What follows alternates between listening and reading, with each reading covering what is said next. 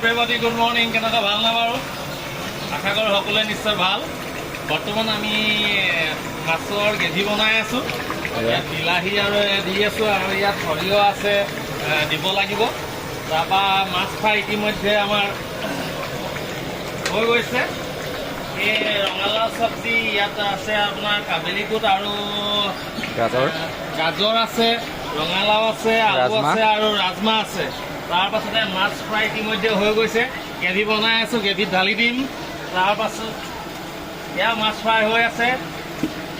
তাৰপাছতে এয়া গ্ৰেভি, তাৰপাছতে এয়া দালি বনাই থৈছোঁ আৰু ইয়াত দালি আছে আৰু ইয়াত ইতিমধ্যে অন্নমুঠি বনাই ৰেডি কৰি থৈছোঁ। এতিয়া ইমাৰ্জেঞ্চিত কোনোবাই খাওঁ বুলি ক'লে মাছ ফ্ৰাই এডোখৰ দি পেলাই খুৱাই পঠিয়াই দিব পৰা হ'ব। আহিব আপোনালোকে সকলোৱে। মই যে কৈছিলোঁ ভতিজা যে চাকৰি পাই পেলাই যে আমগুৰিত আগবঢ়াই থ'বলৈ গৈছিলোঁ, তাৰ দুদিনৰ পাছতে ভতিজাজনী বিয়া ওলালে। সেইকাৰণে আজি বিয়া আছিলে, সেইকাৰণে অন্নমুঠি বনাই সকলো ৰাইজকে খুৱাম বুলি আশা কৰিছোঁ। সকলোকে নিমন্ত্ৰণ জনালোঁ, আহিব। বাই বাই, আকৌ লগ পাম।